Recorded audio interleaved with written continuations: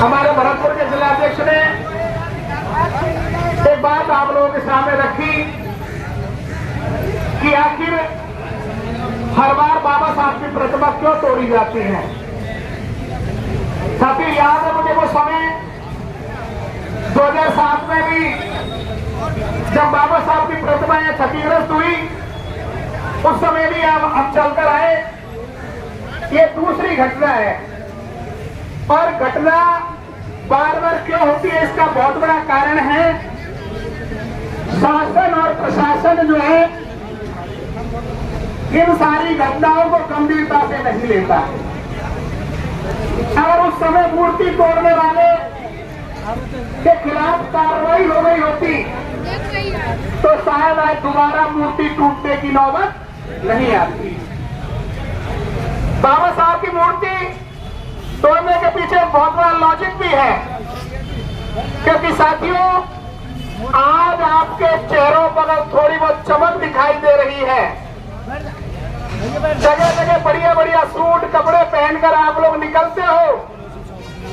ये देन परम पूजनीय बाबा साहब डॉक्टर अंबेडकर की है, क्योंकि बाबा साहब डॉक्टर अंबेडकर ने ही हमें जीने का अधिकार दिया।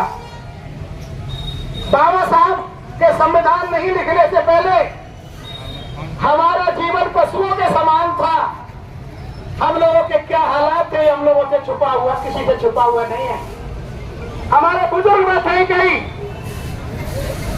इनके जमाने में हमारी माता बहनों को गहने पहनने का अधिकार भी नहीं था। बताओ सच्चाई है कि नहीं है? देश आजाद हुआ, बाबा साहब डॉक्टर अंबेडकर को किन परिस्थितियों में पढ़ने का मौका मिला मैं यहां दोहराना नहीं चाहता, लेकिन बाबा साहब डॉक्टर अंबेडकर ने मेहनत करके इतनी पढ़ाई की कि आज विश्व में भी बाबा साहब के बराबर कोई पढ़ा लिखा व्यक्ति नहीं मिलता है। सच्चाई है कि नहीं है? और जब देश आजाद हुआ, संविधान लिखने की बारी आई, तो साथियों ऐसा कोई व्यक्ति इस देश में नजर नहीं आया जो इस देश का संविधान लिख सके, और परम पूजनीय बाबा साहब डॉक्टर अंबेडकर को इस देश का संविधान लिखने का मौका मिला।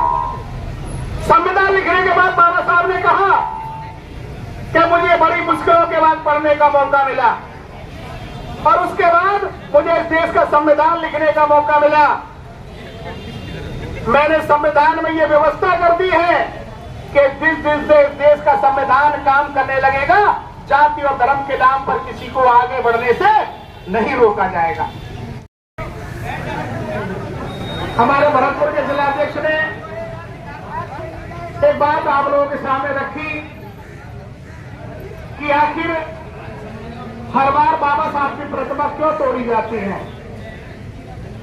साथी याद है मुझे वो समय 2007 में भी जब बाबा साहब की प्रतिमा यहां क्षतिग्रस्त हुई, उस समय भी हम चलकर आए। ये दूसरी घटना है और घटना बार बार क्यों होती है, इसका बहुत बड़ा कारण है शासन और प्रशासन जो है इन सारी घटनाओं को गंभीरता से नहीं लेता। अगर उस समय मूर्ति तोड़ने वाले के खिलाफ कार्रवाई हो गई होती तो शायद आज दोबारा मूर्ति टूटने की नौबत नहीं आती। बाबा साहब की मूर्ति तोड़ने के पीछे बहुत बड़ा लॉजिक भी है, क्योंकि साथियों आज आपके चेहरों पर थोड़ी बहुत चमक दिखाई दे रही है। जगह जगह बढ़िया बढ़िया सूट कपड़े पहनकर आप लोग निकलते हो। ये देन परम पूजनीय बाबा साहब डॉक्टर अंबेडकर की है, क्योंकि बाबा साहब डॉक्टर अंबेडकर ने ही हमें जीने का अधिकार दिया। बाबा साहब के संविधान नहीं लिखने से पहले हमारा जीवन पशुओं के समान था। हम लोगों के क्या हालात थे, हम लोगों से छुपा हुआ, किसी से छुपा हुआ नहीं है। हमारे बुजुर्ग थे कहीं, इनके जमाने में हमारी माता बहनों को गहने पहनने का अधिकार भी नहीं था। बताओ सच्चाई है कि नहीं है? देश आजाद हुआ, परिस्थितियों में पढ़ने का मौका मिला, मैं यहां दोहराना नहीं चाहता, लेकिन बाबा साहब डॉक्टर अंबेडकर ने मेहनत करके इतनी पढ़ाई की कि आज विश्व में भी बाबा साहब के बराबर कोई पढ़ा लिखा व्यक्ति नहीं मिलता है। सच्चाई है कि नहीं है? और जब देश आजाद हुआ, संविधान लिखने की बारी आई, तो साथियों ऐसा कोई व्यक्ति इस देश में नजर नहीं आया जो इस देश का संविधान लिख सके, और परम पूजनीय बाबा साहब डॉक्टर अंबेडकर को इस देश का संविधान लिखने का मौका मिला। संविधान लिखने के बाद बाबा साहब ने कहा कि मुझे बड़ी मुश्किलों के बाद पढ़ने का मौका मिला, और उसके बाद मुझे इस देश का संविधान लिखने का मौका मिला। मैंने संविधान में यह व्यवस्था कर दी है कि जिस दिन से इस देश का संविधान काम करने लगेगा, जाति और धर्म के नाम पर किसी को आगे बढ़ने से नहीं रोका जाएगा। हमारे भरतपुर के जिलाध्यक्ष ने एक बात आप लोगों के सामने रखी कि आखिर हर बार बाबा साहब की प्रतिमा क्यों तोड़ी जाती है। साथी याद है मुझे वो समय 2007 में भी जब बाबा साहब की प्रतिमा यहां क्षतिग्रस्त हुई, उस समय भी हम चलकर आए। ये दूसरी घटना है, और घटना बार बार क्यों होती है इसका बहुत बड़ा कारण है शासन और प्रशासन जो है इन सारी घटनाओं को गंभीरता से नहीं लेता। अगर उस समय मूर्ति तोड़ने वाले के खिलाफ कार्रवाई हो गई होती तो शायद आज दोबारा मूर्ति टूटने की नौबत नहीं आती।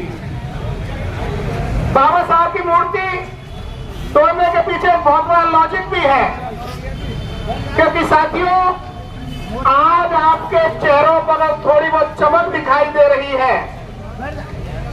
जगह जगह बढ़िया बढ़िया सूट कपड़े पहनकर आप लोग निकलते हो, ये देन परम पूजनीय बाबा साहब डॉक्टर अंबेडकर की है। क्योंकि बाबा साहब डॉक्टर अंबेडकर ने ही हमें जीने का अधिकार दिया। बाबा साहब के संविधान नहीं लिखने से पहले हमारा जीवन पशुओं के समान था। हम लोगों के क्या हालात थे, हम लोगों से छुपा हुआ, किसी से छुपा हुआ नहीं है। हमारे बुजुर्ग में थे कहीं, इनके जमाने में हमारी माता बहनों को गहने पहनने का अधिकार भी नहीं था। बताओ सच्चाई है कि नहीं है? देश आजाद हुआ, बाबा साहब डॉक्टर अंबेडकर को किन परिस्थितियों में पढ़ने का मौका मिला, मैं यहां दोहराना नहीं चाहता, लेकिन बाबा साहब डॉक्टर अंबेडकर ने मेहनत करके इतनी पढ़ाई की कि आज विश्व में भी बाबा साहब के बराबर कोई पढ़ा लिखा व्यक्ति नहीं मिलता है। सच्चाई है कि नहीं है? और जब देश आजाद हुआ, संविधान लिखने की बारी आई, तो साथियों ऐसा कोई व्यक्ति इस देश में नजर नहीं आया जो इस देश का संविधान लिख सके, और परम पूजनीय बाबा साहब डॉक्टर अंबेडकर को इस देश का संविधान लिखने का मौका मिला। संविधान लिखने के बाद बाबा साहब ने कहा कि मुझे बड़ी मुश्किलों के बाद पढ़ने का मौका मिला, और उसके बाद मुझे इस देश का संविधान लिखने का मौका मिला। मैंने संविधान में यह व्यवस्था कर दी है कि जिस दिन से इस देश का संविधान काम करने लगेगा, जाति और धर्म के नाम पर किसी को आगे बढ़ने से नहीं रोका जाएगा।